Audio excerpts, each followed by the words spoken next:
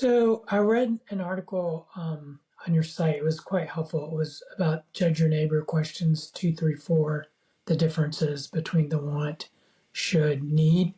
And I guess my question is about question 4. I seem to, on pretty much always on question 4, my two go-tos are I need them to understand or I need them to apologize. Um, and perhaps a little bit more after that, that kind of ties to what I want. Um, and so I just want to get your thoughts on, is that okay? Or do you have any input as far as like just kind of expanding that and, um, ideas or whatnot. And I will say, like, when I do the work, looking at the emotions list and the sensations list helps me because it's quite expansive. So there's a lot to choose from. And I think like on question 4, I've kind of gotten to, I just have a hard time going beyond those things, which those things are useful for me for sure. Yeah. When I write, expand on it. Okay. Yeah.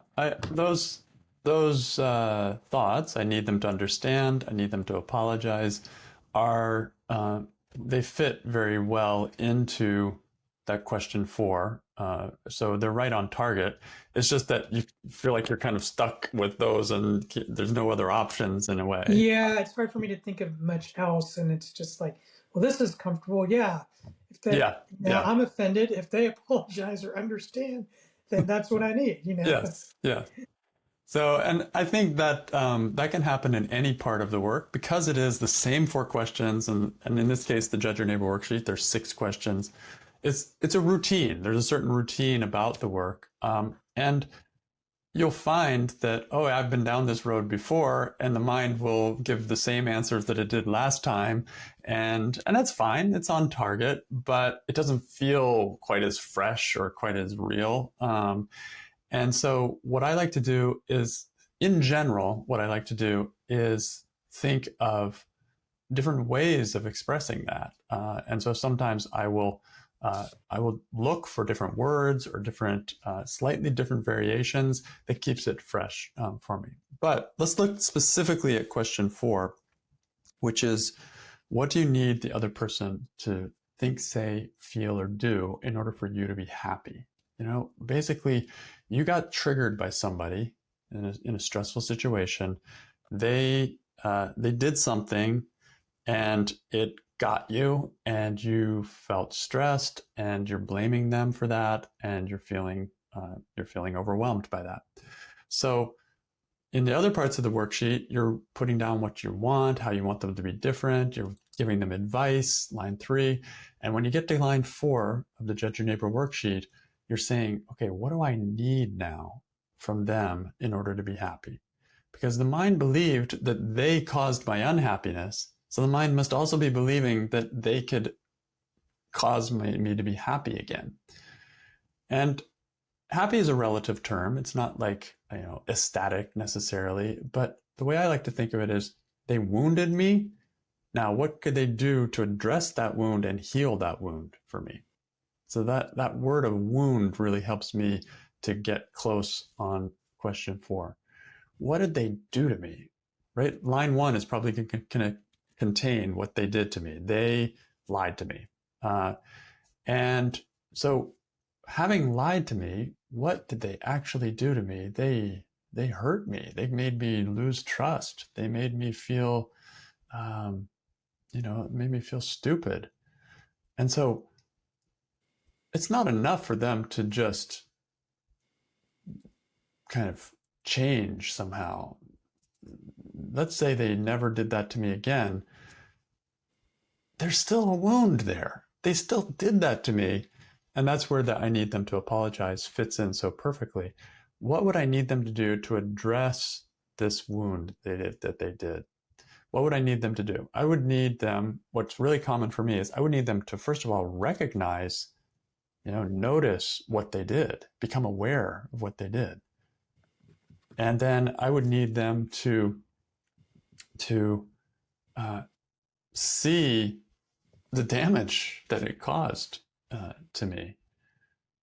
And then I might need them to do, I don't know, there may be some other things that I need them to be aware of or to notice about me, about them not wanting to hurt me, about anything related to that before they can even get to the place where they could apologize.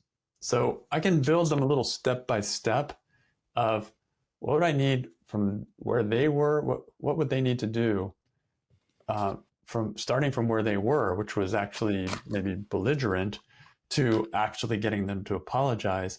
I would need them to see a few different things. I need them to really, they may need to ask me. I may need them to ask me about my experience. That might help me, and it would help them so that then they can actually apologize. So these are the pieces, like a little bit of the details instead of just, oh, I apologize. Because the problem with apologize is that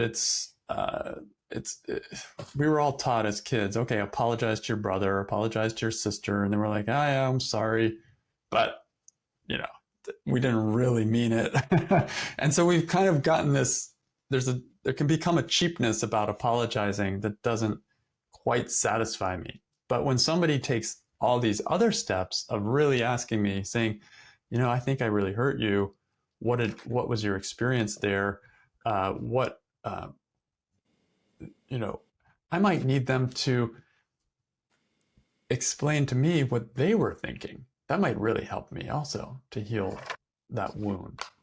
So looking for what are all the different, maybe smaller steps that would lead up to an apology can give you a lot of different need statements that could be interesting, different, unusual, and maybe even more powerful than just the apologize part itself. So those are a few ideas. That's kind of where I go. It's going to be different for each situation, but I'm really thinking about, okay, they did their I sometimes call it the crime or maybe the offense. They did this offense to me and they caused me some damage. I need them to fix that, and I'm going to need them to take some steps that are really specific. I'm going to need them, first of all, internally to do some things, maybe some things they have to ask me, and then I'm going to need them to apologize. Sometimes it's a very specific kind of apology. Like I need them to, if they publicly did something to me, I need them to publicly apologize. Like it's really specific. So each situation is going to be different, but that's how I approach it. I'm just asking myself, what is that really going to get? Is that really going to do it for me? If they just understand and apologize, is that enough for me? Can I spell it out in more detail for them? Are there any specifics that would really help in this case? And all those kinds of things can generate different need statements that you can write on your line 4 of the Judge Your Neighbor worksheet. So those are a few brainstorming ideas. What do you think as you're listening there? I know that sounds good. And one thing that just caught my when you were talking, and I think you said take some steps, and then what came to my mind was like take some accountability. Take responsibility. So like, what would be the type of things I would need them to do for that? Yes, exactly. Like they're just getting away scot-free with hurting you, and like I need them to take some responsibility, and that would be very specific in certain situations. Yeah. So the more you get into the specifics, the more your answers are going to feel alive to you, are going to feel meaningful to you.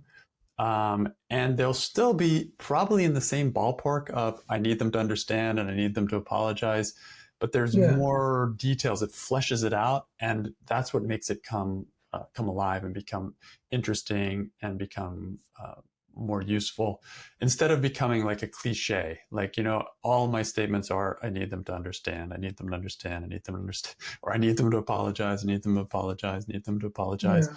And then the mind just sort of turns off after a while because, oh yeah, I've already done this one. Yeah. Like that. Of course, you can work the same thought a million times and it can be different every single time. if you're really careful with it and really slow with it and just take your time and look at the situation that it came from. But what I find is with this kind of approach, you can have a little bit of both. There is a certain commonality. Yeah, it's in the ballpark of I need them to understand and apologize, but there's more specifics coming out, and that keeps my attention. And it also deals with specific elements of a particular situation that when you look at them, when you turn them around, when you question them, it's going to bring out some really interesting turnarounds like that. Yeah. Well, and as far as the repetitiveness, I mean, I feel like, I mean, that is part of the work because, like in question 6, when you say I'm willing to, have this again, it means you're willing to do the work again, right? Uh-huh. When it Yeah. comes up again. So that's okay, right? It is. Nothing, the Yeah. work is repetitive in a way, Yeah. and there's nothing wrong with that. And there's nothing wrong with having the same answer for this piece of work that you're doing it's the same answer that you had 2 days ago when you did a similar piece of work. It's okay to Yeah. have the same answers, but what makes it different is that the situation you were working yesterday and the situation you're working today, there may be different situations, or you're looking at it slightly differently. And so your answers have a flavor of repetitiveness and a flavor of newness together. That's usually my Mhm. experience, both. Yeah. Yeah. Yeah. Thanks, Todd. That was helpful.